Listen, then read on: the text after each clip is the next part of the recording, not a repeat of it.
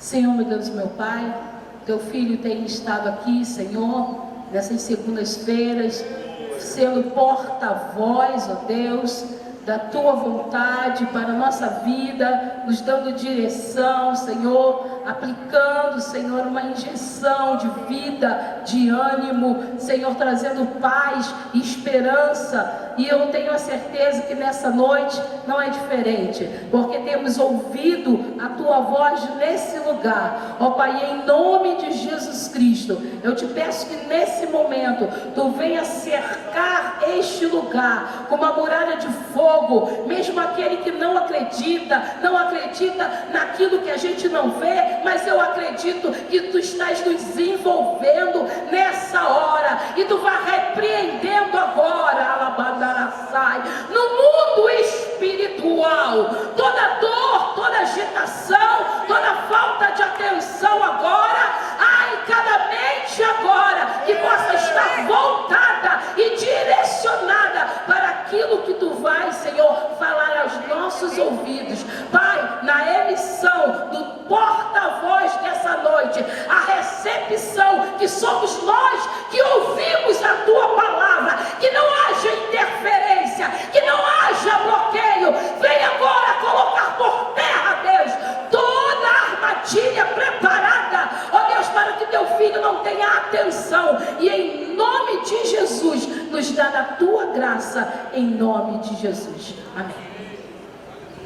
Glória a Deus, glória seja dada ao nome do nosso Deus que vive e reina para todo sempre, aleluia.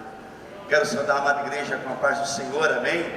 Amém, povo? Amém. Quem está alegre, diga glória a Deus. Glória a Deus. Quero mais uma vez agradecer a Deus, quero agradecer os amados pastores, o amado pastor Reinaldo, sua esposa Adriana. Deus abençoe cada dia a amada igreja por ter, durante esse mês de agosto, paciência com esse jovem pregador.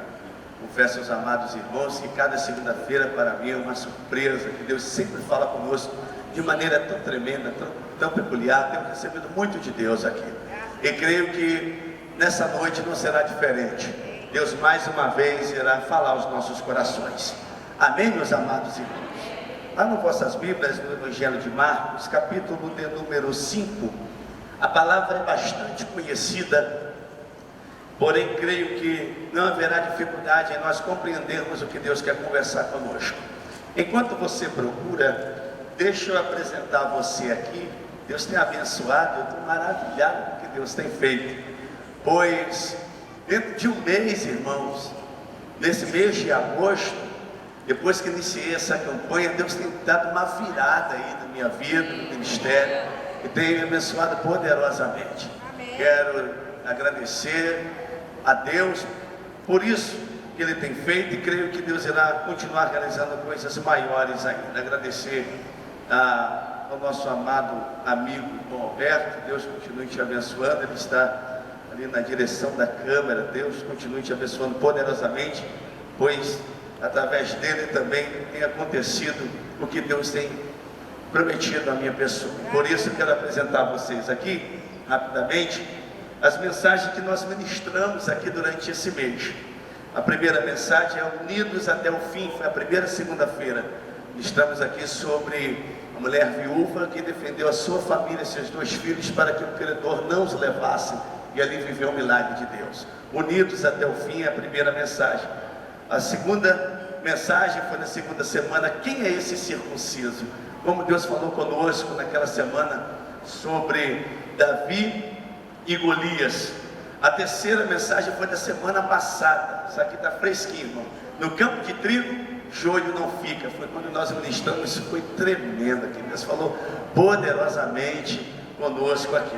E há mais algumas mensagens aqui, o poder da oração objetiva, onde preguei em Caxias, fala da oração de Jabes, uma oração bem objetiva e de muita eficácia. Restauração em meio à crise, sobre Ezequiel, profetizando sobre o vale de ossos secos. Foi no Largo do Bicão, na Devec Largo do Bicão.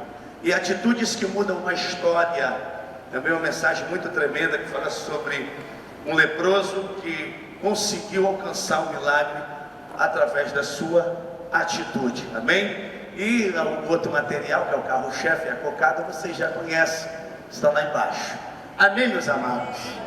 Marcos capítulo de número 5, versículo de número 21, quem encontrou diga amém. Diz assim a palavra do Senhor: e passando Jesus outra vez do barco para o outro lado, ajuntou-se a ele uma grande multidão, e ele estava junto do mar. E eis que chegou um dos principais da sinagoga, por nome Jairo, e vendo-o, prostrou-se aos seus pés, e rogava-lhe muito, dizendo: minha filha está quase morta, rogo-te que venhas, e lhe impõe as mãos, para que sare e viva. E foi com ele, e seguiam uma grande multidão que o apertava. Amém, meus irmãos? Podem tomar os vossos assentos. Você pode dizer ao seu irmão: foi bom você ter vindo hoje. Você pode dizer isso. Isso, diga para ele: foi bom você ter vindo hoje. Glória a Jesus. Deus continue te abençoando, amado amigo Onésimo. Prazer imenso em revê-lo. Amados, a palavra de Deus que lemos na noite deste dia é uma palavra que muitos de nós conhecemos, e por que não dizer, a maioria já ministramos essa palavra. A palavra do encontro de Jairo com Cristo, e o que Jairo conseguiu através da sua atitude, da sua oração, é a presença de Cristo, não somente no momento da oração, em acompanhá-lo durante o trajeto, mas também a presença de Cristo na sua casa.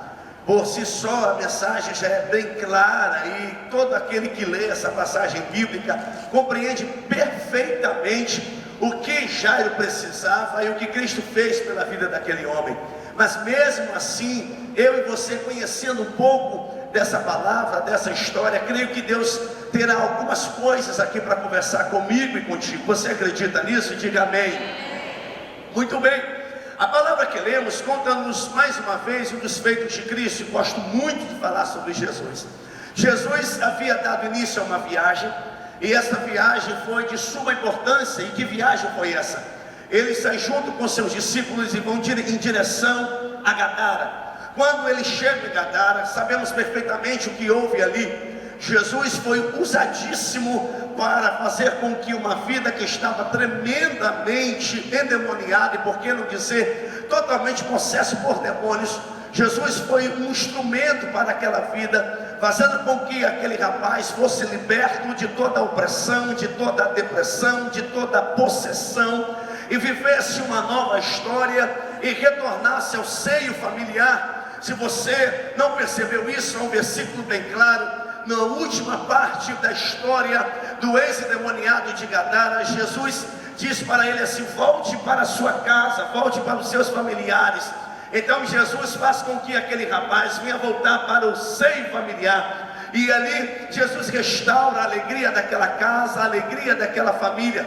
E depois que Jesus faz tal coisa, ele toma uma atitude. Que atitude foi essa? Em retornar para o lugar da onde ele havia saído. Lá do início, quando ele dá início à viagem, sabemos perfeitamente o que aconteceu.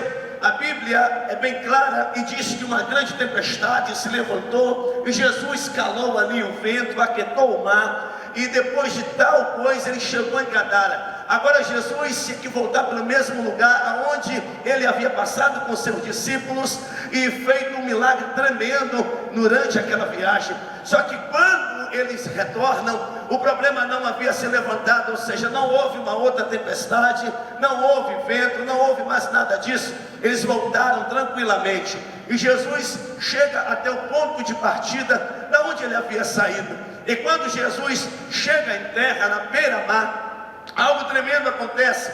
A Bíblia diz que uma grande multidão fica em volta de Jesus, e compreendemos perfeitamente que esta multidão sempre, quando podia, seguia a Cristo.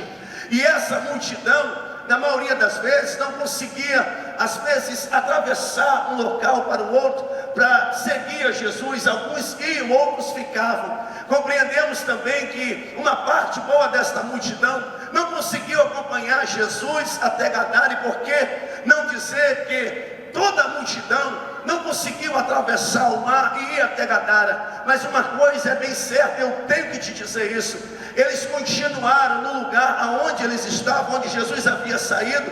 E quando Jesus retorna, esta multidão dá de encontro a Jesus, ou seja, eles sabiam que de uma hora para outra Jesus iria retornar àquele local, porque quando Jesus saiu para uma viagem, ele demorou um pouco, foi até Gadara, mas depois ele retorna. E quando Jesus retornou àquele mesmo ponto de partida, a oração daquele povo foi respondida. Por que isso, pregador? Porque com certeza as pessoas disseram um ao outro, e por que não dizer que oraram ao Senhor? Ah, Jesus foi, mas é necessário ele voltar, não dá para acompanhar nessa viagem, mas eu creio que ele irá voltar. E agora Jesus aparece, dá a entender que a oração da multidão foi respondida, e Jesus retornou. E quando Jesus retorna, essa mesma multidão o aperta novamente, fica ao redor dele, não dá a ele espaço para ele dar início a uma nova caminhada, cercam imediatamente, mostrando assim a sua necessidade em querer receber de Cristo. O que me chama a atenção é que provavelmente essa multidão esperou, e se isso realmente aconteceu, eles não saíram do lugar enquanto Jesus não voltou para atendê-los, ou seja, eles continuaram esperando Jesus voltar e atender às suas necessidades. Isso fala de espera, isso fala de posição, isso fala de permanecermos no lugar aonde Deus nos colocou. Deixa eu te dizer uma coisa, aleluia, eu sinto a graça de Deus aqui, e tem um recado de Deus para entregar a você. Se Jesus te colocou em determinado local e disse para você esperar, pode ter certeza que Ele vai encontrar contigo novamente, e o milagre irá acontecer na tua vida. Não irá adiantar você querer apressar as coisas. Se Ele disse fica aí, aguarda aí que eu vou voltar, eu vou realizar um milagre. Primeira coisa que precisamos entender: Jesus irá voltar para buscar a sua igreja, isso é óbvio. É a mesma coisa ele dizer assim: continue na posição que vocês estão, buscando a minha presença, porque eu fui, mas eu irei voltar. Uma outra coisa também precisamos entender: quando Jesus quer nos abençoar, às vezes não acontece na hora que nós desejamos, e Ele pede a mim e a ti para continuarmos na mesma posição, porque daqui a pouco Ele vai te atender e suprir a tua necessidade. E escuta o que eu vou te dizer: há momentos da nossa vida que nós temos que agir, e eu vou falar sobre isso mais para frente, mas há momentos em nossa vida que nós temos que permanecer. Se alguma coisa está tentando tirar você da posição, cuidado, porque Jesus está dizendo a você que a vitória irá chegar até a ti se você permanecer. Quem acredita nisso aí? Então pega assim na mão do teu irmão, só um pouquinho para mexer com ele, isso, e diga assim: permaneça, permaneça, oh aleluia, permaneça. Oh, quem pode glorificar, quem pode exaltar, quem pode adorar, permanecer. Eu não sei o que está tentando tirar você da posição e da permanência, e Jesus está me usando agora para dizer isso a você: permaneça, fique na posição, o milagre irá acontecer na tua vida.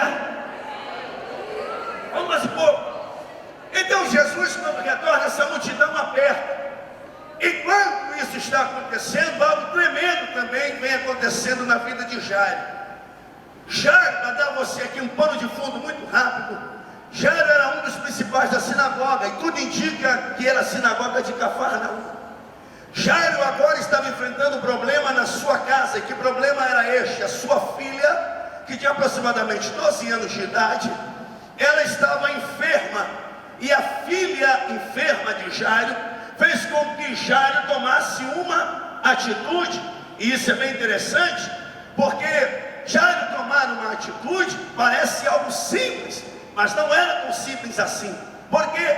Porque Jairo conhecia perfeitamente as coisas de Deus, e por que não dizer a palavra do Eterno. Jairo era um dos administradores de uma sinagoga e um dos homens que liderava o serviço, assim dito num costume judaico, nós chamamos de culto, e para alguns é chamado de serviço. Jairo fazia parte de um grupo de homens que eram conhecedores da palavra e também respeitados na sinagoga, e por que não dizer, respeitado aonde morava, respeitado em meio à sua família.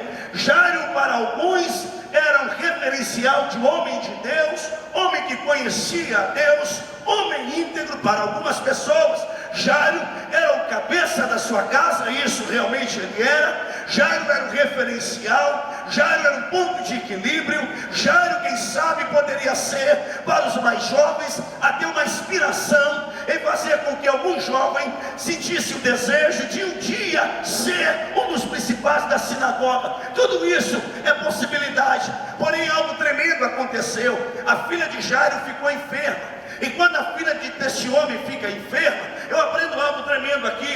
Ele era um homem que fazia parte da sinagoga e conhecia as coisas de Deus, conhecia a Torá, as profecias de Isaías e assim por diante, mas isso não o privou de passar por dificuldade. A filha dele mesmo assim ficou doente, a filha dele mesmo, ele conhecendo tudo, infelizmente o problema chegou até a casa de Jairo.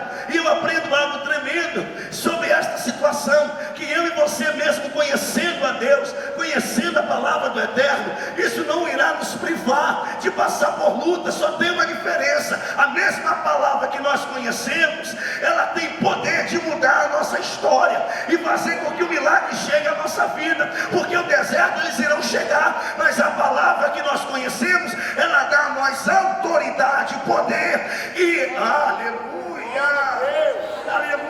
e garantia que esse problema irá passar. Então, em nome de Jesus Cristo, se você estava se perguntando, Senhor,